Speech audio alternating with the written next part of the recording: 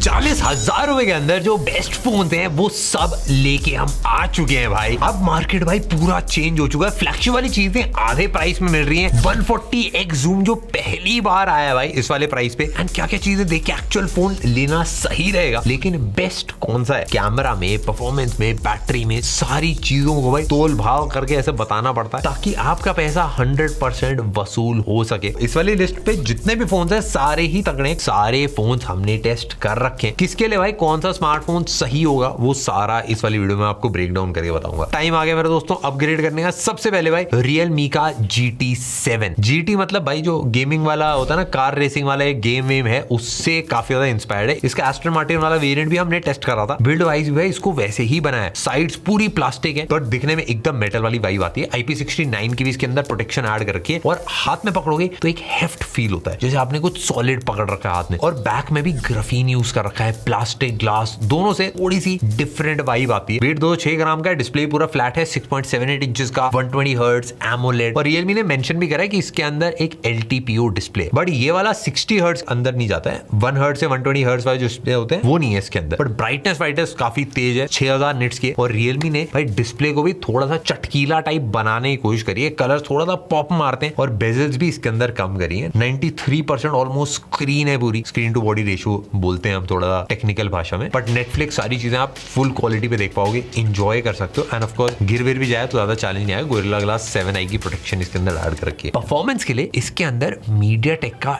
Dimensity 9400E आता है जो बेसिकली एक फ्लैगशिप लेवल वाला प्रोसेसर है। UFS 4.0 स्टोरेज भी है, Realme UI 6 भी है, बेसिकली Android 15 के साथ आता है। Android 16 का अपडेट भी आ गया है इसके अंदर जो आप डाल सकते हो UI 7 के साथ में। पिछली बार से ब्लोटवेयर थोड़ा सा कम है बट सॉफ्टवेयर का UI डिसेंट ऑप्टिमाइज है, आपका चल जाती है चीजें। नॉर्मल यूजेज में आपको फोन काफी हद तक कंसिस्टेंट आपको फील होगा। गेमिंग या फिर परफॉर्मेंस वाला कोई भी काम है वो इसमें आराम से हो जाता है। BGMI अगर आपको चलानी है तो अल्ट्रा पे, एक्सट्रीम पे चल जाती है। 120 FPS का आपको मजा आएगा। एंड फोन का जो मैक्स टेम्परेचर है वो भी भाई 45 डिग्रीज के अराउंड ही रहता है। हमने टेस्ट करा था तो हमने सारी चीजें नोटिस करी थी। एक चीज भाई, जहां पे भी गेमिंग बोल दिया जाता है ना वहां पे कैमरा आप समझ लो बेकार होता है, यूजुअली कॉम्प्रोमाइज करा जाता है। बट इसमें ऑन पेपर ऐसा नहीं है, आपको कमी नहीं दिखेगी। पेपर के ऊपर अगर आप स्पेक्स पढ़ोगे तो 50 मेगापिक्सल प्राइमरी है, 50 मेगापिक्सल एक टेलीफोटो है, एक अल्ट्रा वाइड है 8 मेगापिक्सल का। प्राइमरी और अल्ट्रा वाइड की फोटोज हमने जो खींची है उसमें हमको ज्यादा फर्क भी नहीं फील हुआ। नॉर्मल फोटोज अगर आप लोगे तो आपको थोड़ा सा फील होगा कि भाई पहले स्मूथ करिए, फिर शार्पनेस एक्स्ट्रा अलग से बढ़ाई गई है। बट HDR वाली जो फोटोज है उसमें हल्का सा वाइड लो थोड़ा सा आता है फेस के साइड वाइड में, ऐसा लगता है कि भाई थोड़ा सा ऊपर से आया कहीं से। पोर्ट्रेट्स में बैकग्राउंड अच्छे से सेपरेशन हो रखी है, कलर्स वलर्स बढ़िया पॉप मारते हैं। ओवरऑल कैमरा सॉलिड है, 8K 30 FPS भी वीडियो रिकॉर्ड होती है, 32 मेगापिक्सल सेल्फी कैमरा भी है और HDR सब कुछ सॉलिड पैकेज ये बना के लेके आता है। बैटरी में भी भाई कहीं कंजूसी नहीं है, 7000 mAh की बैटरी है एंड 120 वॉट की फास्ट, मतलब फास्ट भी सुपर फास्ट चार्जिंग आप ले लो। चार्जर भी बॉक्स के अंदर स्पेशली इसका आता है जो अब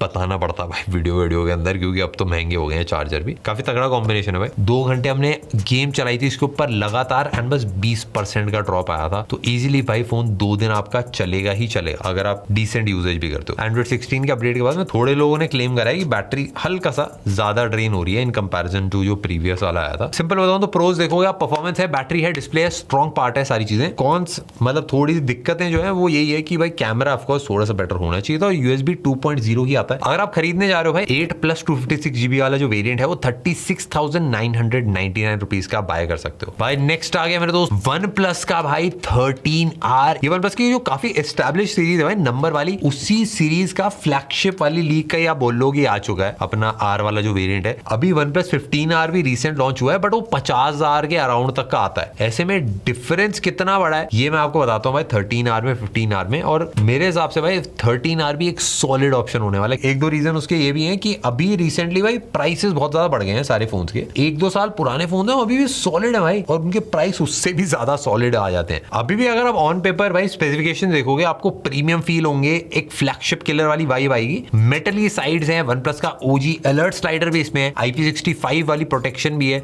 अब वैसे IP69 का जमाना बट ये भी सॉलिड रहता है। और वेट में भी एक सॉलिड वेट 199 ग्राम्स का वेट है, कंफर्टेबल है, ज्यादा सा चैलेंज नहीं आता है इसको यूज करने में। और डिस्प्ले भाई 6.78 इंचेस का 1.5K LTPO AMOLED इस वाले प्राइस में इतना ज्यादा कॉमन नहीं है, काफी रेयर है। और ब्राइटनेस भी अच्छी है, 4500 निट्स है जो नॉर्मल HBM ब्राइटनेस होती है 1600 निट्स है, कलर्स एक्यूरेट हैं, गोरिल्ला ग्लास 7i की प्रोटेक्शन है, बेजल्स भी बराबर है भाई चारों साइड पे। बेसिकली ओवरऑल डिस्प्ले के मामले में सॉलिड है एंड OnePlus 15R से डिस्प्ले में तो बहुत ज्यादा क्लोज है। नेटफ्लिक्स, OTT सब कुछ आप फुल क्वालिटी में देख पाओगे। परफॉर्मेंस अगर आप देखो तो स्नैपड्रैगन का 8 Gen 3 आता है। ये बेसिकली एक फ्लैगशिप प्रोसेसर है स्नैपड्रैगन का, साथ में और UFS 4 स्टोरेज है, LPDDR5X रैम है, BGMI 120 FPS पे एकदम स्मूथ चलती है और गेमिंग भी, परफॉर्मेंस भी, सारे काम आराम से कर लेता है। OnePlus का Oxygen OS 15 भी इसके अंदर है और Android 15 के साथ में आता है। Android 16 Oxygen OS 16 का अपडेट वैसे आ चुका है इसके अंदर और 3 साल के Android अपडेट्स एंड 6 साल के सिक्योरिटी अपडेट्स इसके अंदर आएंगे। अपडेट्स के बाद भी भाई एक क्लीन फील होता है, स्नैपी फील होता है। कैमरे की अगर बात करूं, प्राइमरी 50 मेगापिक्सल और 50 मेगापिक्सल है टेलीफोटो है, 8 मेगापिक्सल एक अल्ट्रा वाइड है और 16 मेगापिक्सल है एक फ्रंट कैमरा। फोटो में भाई ये स्किन थोड़ी सी स्मूथ कर देता है, कलर्स धूप में थोड़े से अननेचुरल लगते हैं, बट HDR में फोटोज भी, डिटेल्स भी, ओवरऑल फील काफी सॉलिड आती है। 4K 60 FPS तक शूट कर सकते हो आप वीडियोस। सेल्फीज में थोड़ा सा ऐसा लगता है कॉन्ट्रास्ट थोड़ा सा बढ़ा दिया, डिसेंट है कैमरा। बैटरी इसमें 6000 mAh की है, कंटिन्यूअसली आप यूज कर सकते हो, 6 से 8 घंटे का बैटरी आराम से चलेगी, मतलब स्क्रीन ऑन टाइम की बात कर रहा हूं। सीधी बात अगर मैं बताऊं तो डिस्प्ले का एक्सपीरियंस सॉलिड है, सॉफ्टवेयर में आपको कोई चैलेंज नहीं आएगा। Oxygen OS प्यारा चलता है। कॉन्स में दिक्कत यही है कि कैमरा इसका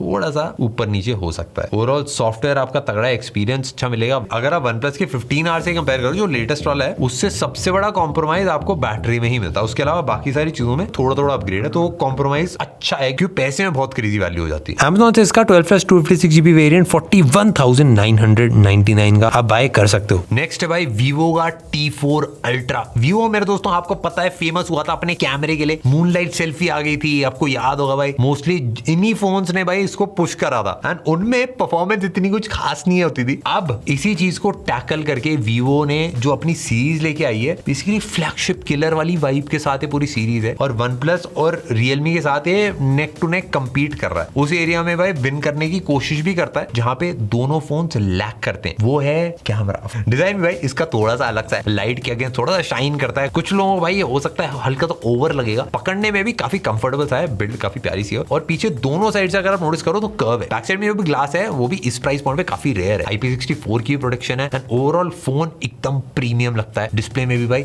6.67 इंचेस का 120 हर्ट्ज कर्व्ड एमोलेड आता है एंड 1600 निट्स का HBM एक क्वाड कर्व डिस्प्ले है इसके अंदर, जो यूज करने में थोड़ा सा अलग सा फील होता है। एजेस से भी अगर आप स्वाइप करो तो स्मूथ फील आती है, बस गेमिंग के टाइम उंगली थोड़ी सी आपको फिसलेगी है कर्व डिस्प्ले के ऊपर। और स्क्रीन गार्ड ऑफ कोर्स भाई कर्व डिस्प्ले के मिलने मुश्किल होते हैं, वो लचीले वाले ही मिलते हैं। कैमरा जो कि सबसे बड़ी हाईलाइट है इस फोन की, प्राइमरी 50 मेगापिक्सल आता है, 3x टेलीफोटो आता है 50 मेगापिक्सल और 8 मेगापिक्सल का अल्ट्रा वाइड भी इसके अंदर ऐड कर रखा है। टेलीफोटो लेंसेज भाई टेलीस्कोप वाला है, 100x तक जूम आप कर सकते हो इसमें। फोटोज में कलर्स ऑफ कोर्स Vivo का अपना स्टाइल है, थोड़े तड़कते भड़कते कलर्स हैं। ओवरऑल फोटोज पोर्ट्रेट्स में 3x वाला वो फील आता है, वाइब आता है, बैकग्राउंड में थोड़ा ब्लर आता है, लगता है भाई किसी महंगे वाले फोन से लिए। कभी कभार हो सकता है भाई कुछ फोटो भाई लोग पहचान भी ना भाई कैमरे से लिए ही फोन से लिए, बट वीडियो में भी अगर आप शूट करो 4K 60 FPS और बैकग्राउंड ब्लर भी आप आराम से कर सकते हो। सिनेमैटिक फील्ड के लिए बैकग्राउंड क्लीन अच्छे से हो जाता है, अलग अलग टाइप के इफेक्ट्स हैं, बट भाई परफॉर्मेंस है जो मेरे को एक्साइटिंग रही Vivo के स्मार्टफोन के हिसाब से। MediaTek का Dimensity 9300 प्लस UFS 3.1 स्टोरेज है, नॉर्मल से थोड़ी ज्यादा गेमिंग आप करोगे कोई चैलेंज नहीं आएगा। वैसे परफॉर्मेंस अच्छी दे देता है बट थोड़ा सा इनकंसिस्टेंट है, कभी कभार फ्रेम ड्रॉप्स आ जाते हैं, तो ये हमने नोटिस करा इस वाले प्रोसेसर के अंदर। बाकी जो 9400 सीरीज है MediaTek की इससे ऊपर वाली, उसमें वो चैलेंज नहीं है। तो परफॉर्मेंस में बोलूंगा हल्का सा, अगर आप खाली गेमिंग के लिए, खाली परफॉर्मेंस सेंटर के लिए ले रहे हो, कॉम्प्रोमाइज रहेगा इसके अंदर। एंड ऑफ कोर्स भाई आपको पता होगा कुछ गेम्स MediaTek के लिए ऑप्टिमाइज नहीं होते। BGMI इसमें स्मूथ पे एक्सट्रीम पे चला सकते हो। Vivo का FunTouch OS 15 भी है एंड Android 15 के ऊपर भी ये बेस्ड है। अभी इसके अंदर Android 16 Origin OS 6 का अपडेट आ रहा है। टोटल भाई इसमें 3 से 4 साल के अपडेट्स प्रॉमिस करें और बैटरी भाई इसमें 5500 mAh है, प्लस 90 वॉट की चार्जिंग के साथ आराम से एक दिन आपका चल जाएगा। सीधी बात मैं अगर आपको बताऊं, इस वाले फोन का कैमरा डिजाइन बहुत ज्यादा क्रेजी है, बस ब्लोटवेयर इसमें बहुत ज्यादा मिलते हैं, बैटरी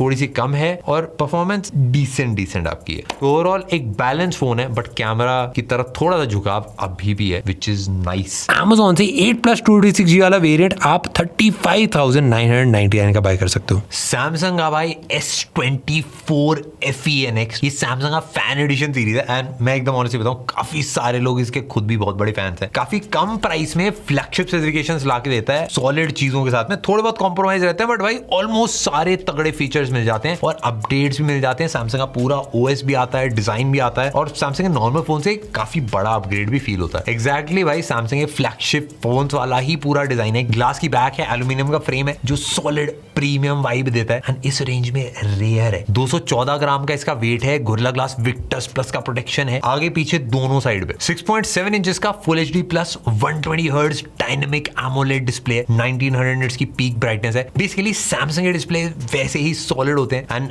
नीचे बस चिन थोड़ी ज्यादा है बट बाकी सारी साइड्स इक्वल है, तो भाई सॉलिड डिस्प्ले मिलता है। एंड परफॉर्मेंस की अगर मैं बात करूं तो इसमें Exynos 2400E के साथ आता है। S24 और इसकी परफॉर्मेंस में ज्यादा डिफरेंस नहीं है, दोनों में जीपीयू एनपीयू एग्जैक्टली सेम है, लेकिन BGMI में 60 FPS का ही ये सपोर्ट करता है जो मेरे को थोड़ा सा वियर्ड लगा। एक कंपैरिजन के लिए अगर मैं आपको Antutu स्कोर अगर बताऊं तो OnePlus 13R का भाई 19.7 लाख है और S24 FE का 13.9 लाख है। ये डिफरेंस आपको मेजरली परफॉर्मेंस में फील होगा। डेली यूसेज में आपको फ्लैगशिप वाली स्मूथनेस 100% मिलेगी। सैमसंग का जो One UI है एंड One UI 7 का अपडेट इसके अंदर सब कुछ आ चुका है, तो उसमें आपको मजा आएगा एंड बहुत सारे AI फीचर जो S सीरीज के स्पेसिफिकली होते हैं वो सब भी इसके अंदर ऐड कर रखे हैं। 50 मेगापिक्सल का प्राइमरी कैमरा है, 12 मेगापिक्सल अल्ट्रा वाइड है, 8 मेगापिक्सल एक 3x टेलीफोटो है end of course 10 megapixel selfie. Update की बात करिए तो जब लॉन्च हुआ था तब 7 साल के अपडेट थे, अभी 6 साल और बचे हैं अपडेट्स में, तो क्रेजी अपडेट साइकिल है भाई सैमसंग की। इंस्टाग्राम ऐप से भी आप HDR फोटोज वीडियोस ले सकते हो जो कॉमन नहीं है। 4K 60 FPS वीडियोस रिकॉर्ड कर सकते हो, 8K 30 FPS वीडियोस भी रिकॉर्ड हो जाती हैं एंड 4K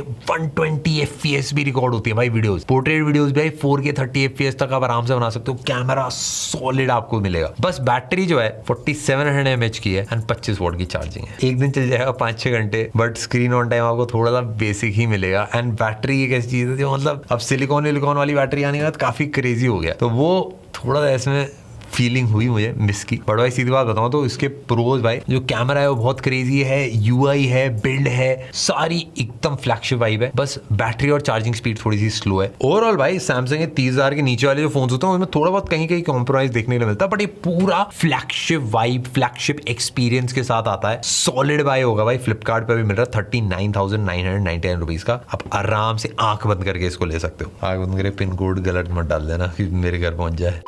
नेक्स्ट है मेरे दोस्तों नथिंग का 4A Pro। ये नथिंग है फोन 3 के बाद आया है एंड काफी सारी चीजें फोन 3 जो 80,000 रुपए का लॉन्च करा था उससे बेटर दे रहा है। इसके लॉन्च के लिए भी भाई हम लंदन गए थे, काफी सारी चीजें चेंज करके भी ट्राई करी एंड काफी हद तक अपना स्टाइल इसने चेंज करा है। कुछ नए फीचर्स हैं, एक्चुअली पहली बार आ रही है। डेफिनेटली एक्साइटिंग है, नथिंग कुछ ट्राई करता है, नई नई चीजें करने हैं और इसमें भी करा। डिजाइन की बात करें तो कैमरे वाले एरिया में कुछ ज्यादा चीजें भरी हैं और नीचे पूरा ही मिनिमल वाइब क्रिएट करने की कोशिश करिए। थोड़ा मैं एकदम ऑनेस्टली बताऊं, आईफोन 17 प्रो वाली थोड़ी वाइब है। लेफ्ट साइड में एसेंशियल की आपको मिलती है, वो ग्लिफ इंटरफेस पूरा हटा के एक सर्कल छोटी सी स्क्रीन लगा रखी है जिसमें मल्टीपल LEDs हैं एंड उसमें आप अलग अलग चीजें, नोटिफिकेशंस और जो कुछ भी है वो सारी चीजें आप देख सकते हो। वहां पे भीड़ में अगर आप निकालोगे, मेट्रो में कहीं पे भी कैब वैब में, यूनिक बनाता है। 137 मिनी LEDs हैं जो आप सब कुछ देख सकते हो उसके अंदर। IP65 रेटिंग भी है। डिस्प्ले भी भाई सॉलिड बड़ा है, 6.83 इंचेस का डिस्प्ले है, 144 हर्ट्ज एमोलेड 1.5K, 5000 निट्स की पीक ब्राइटनेस है और सारी एप्स 120 हर्ट्ज पे चल रही हैं। कुछ गेम्स जैसे सबवे सर्फर 144 हर्ट्ज पे आप चला सकते हो एंड कैमरा इसमें भाई 50 मेगापिक्सल प्राइमरी है, 50 मेगापिक्सल 3.5x टेलीफोटो पेरिस्कोप वाला है and 8 megapixel ultra wide plus 32 megapixel selfie camera. Photos भाई इसके अंदर ब्राइट और वाइब्रेंट आती हैं एंड आपको डिफरेंट कंडीशंस में कंसिस्टेंट फोटोज मिलेंगी। HDR फोटोज में पहले से काफी ज्यादा इंप्रूव्ड है, सेल्फी में भी नेचुरल सी फील आती है और 140x तक जूम आप आराम से कर सकते हो जो किसी भी